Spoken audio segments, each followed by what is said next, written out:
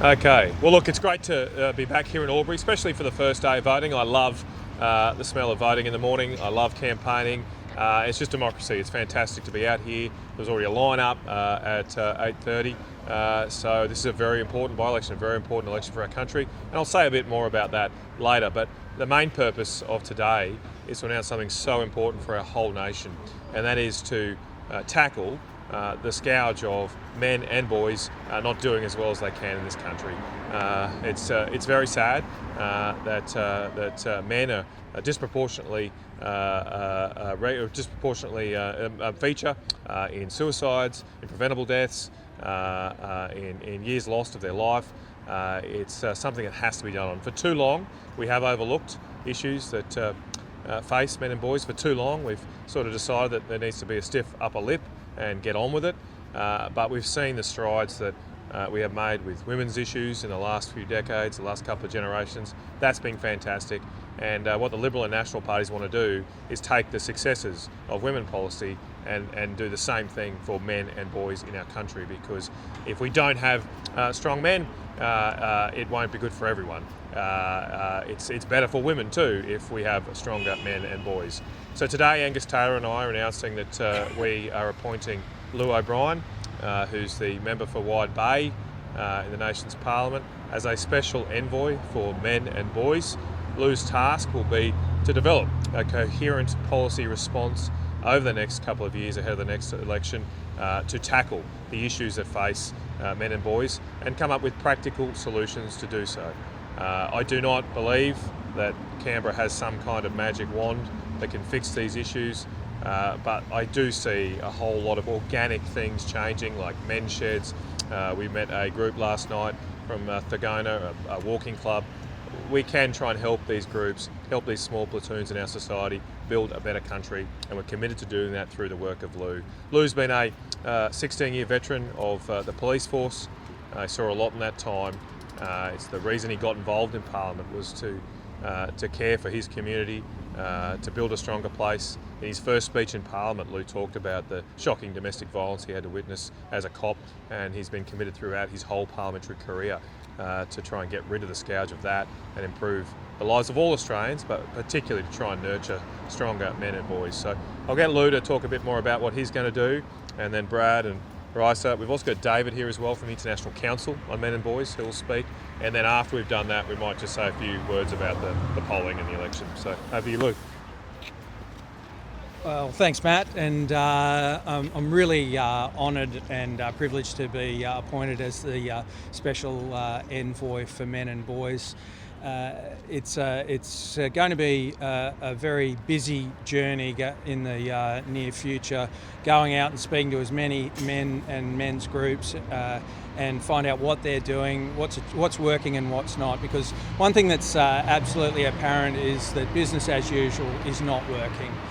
We have some pretty shocking statistics around suicide and preventable deaths with men that have been around for a long time, and we just can't accept it. We lose a couple of 100,000 years of life every year of men, the nation does, through preventable causes like suicide, where 3 in every 4 suicides are a man. Other chronic illnesses that are preventable are killing men, and they're killing them early. And we really need to look at why this is happening. But this position is also a broader approach. It's not just about men's health.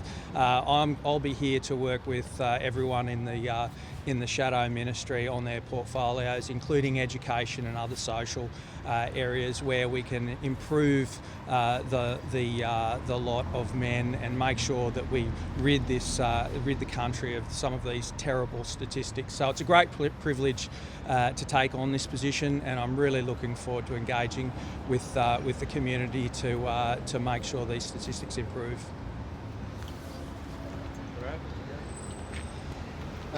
Last night we had a men's boys forum at the commercial club. It was lovely to see up to 50 people attending that, both men and women, to talk about their experiences and their issues and some of the things that are happening within the community to support men. But we have to reflect also on the amazing work that's been done over many, many years for women and how we've actually improved so much of women's health, women's ability to be successful. But in that process, we have not had the same attention to men and boys, and we are seeing it within our communities, and that's impacting upon the whole family unit, but also young people's anxiety, young people's expectations and hopes for the future.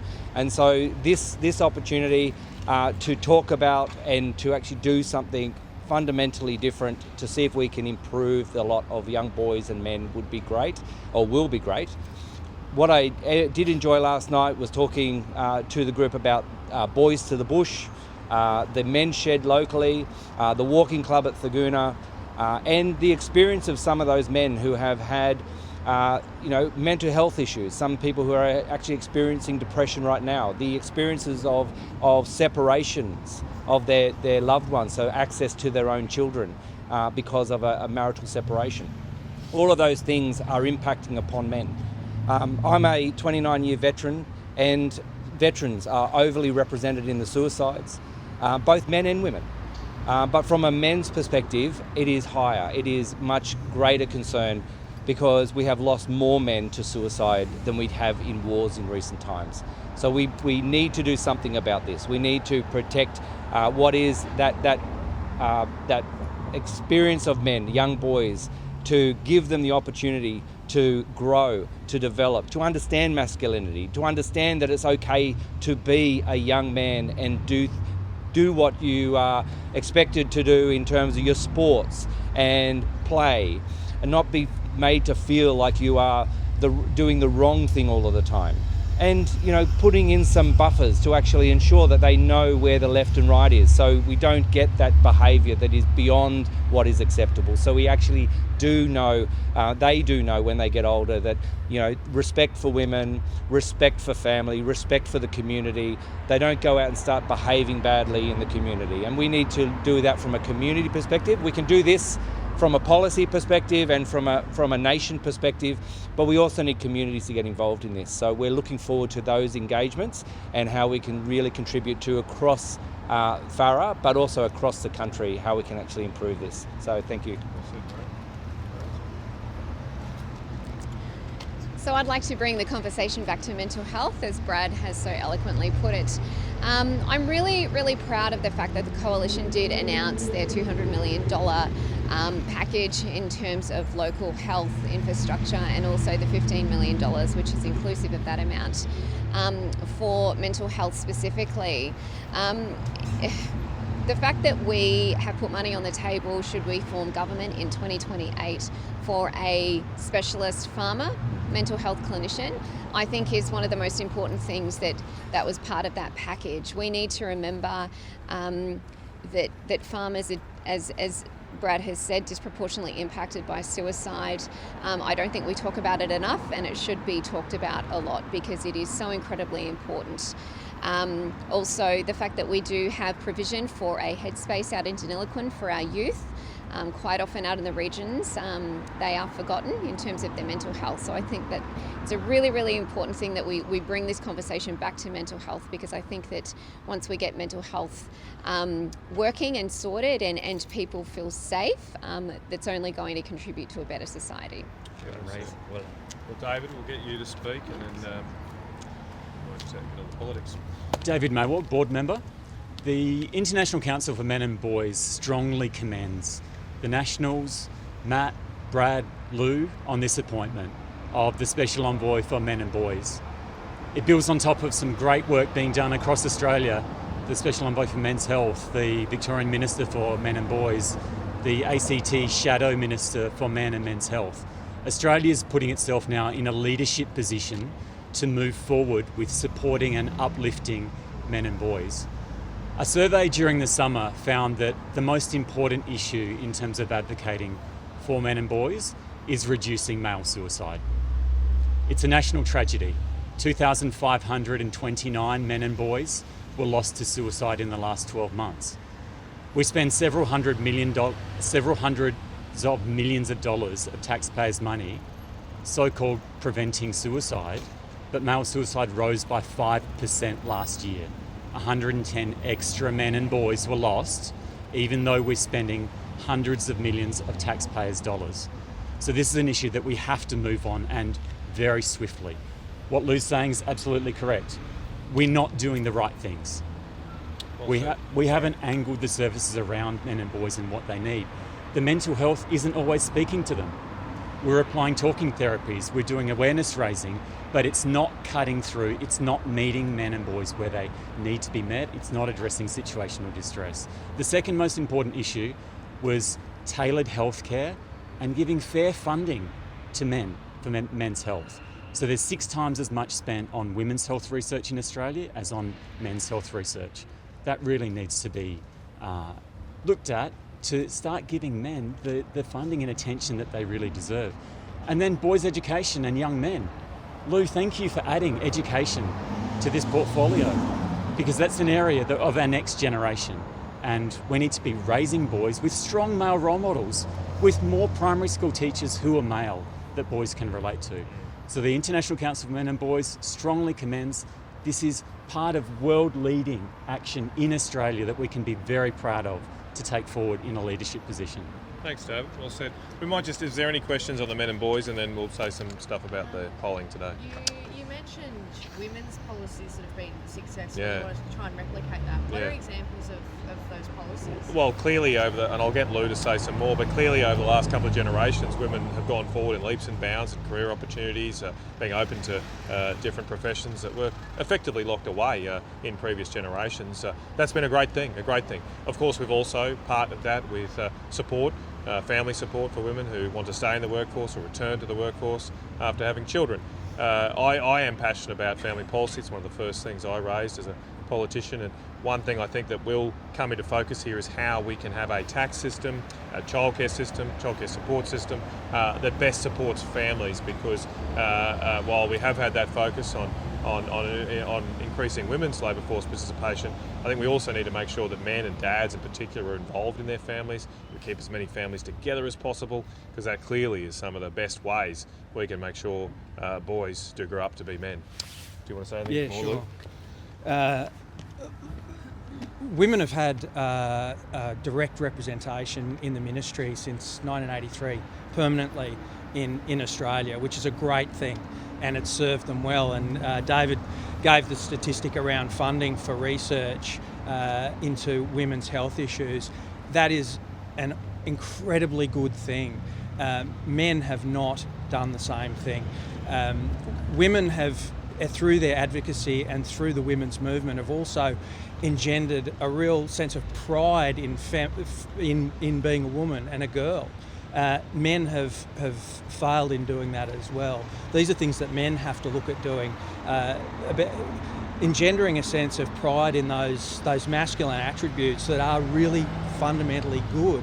Because unfortunately, at the moment, many men feel that being a man or having masculine attributes is a negative because of what's being perpetrated through the media and through certain sectors of the community. So women have done a fantastic job. I'm inspired and in awe of how they've gone about improving the standards for women. It's been, as I said, through over 40 years of having either a minister for women or a minister solely focused on targeting women's issues. Men have not had that, and I believe that plays into some of these stubborn statistics that are seeing men die far earlier. Any other questions? Are the Nationals concerned with just the increasing, misogynistic rhetoric that's online? That's a very good question. Yeah, it's a great question, Chelsea. Look, I'm a father of 4 boys, and I've been through talking to them about the likes of Andrew Tate, and it's a real challenge, I think, for parents now when children are exposed to the vilest rhetoric online. I would say I feel sometimes my sons cop it from both directions, because sometimes they're told that masculinity is toxic, and then when there is a backlash to that, an understandable backlash, some young boys and men go and find respite in another extreme, on the other side, with the misogynistic influences we've seen rise on social media. So what this is all about is we've got to find a happy medium here. We have to find leadership here which celebrates people being men, celebrates boys getting themselves mature to be a man who can respect women, work hard, improve themselves, show all the sort of traits, the stoic traits that are sometimes celebrated in men, while also, of course, resisting and protecting people from this vile misogynistic rhetoric. Because for my mind, and the way I try and raise my boys, one of the most important things about being a man is to show respect for women. If you don't do that, you're not really a man. This, I think, is largely a cultural issue. How do you think you're able to tackle it from a political perspective to change the social fabric? Look, as I said before, I don't think government can solve all these issues, but I do think we can help. I am inspired by an outpouring of organic initiatives that are popping up to help men and boys of all ages. We've mentioned the men's sheds. That is an organic movement that's come from the grassroots. It's doing great work. There's the Boys to the Bush here. I know of other programs with Indigenous communities doing similar things, getting young Indigenous men out in country, working with cattle and the like. There's lots of these groups, and what I want Llew to do is go and find all these people doing the right thing and work out ways we can help them.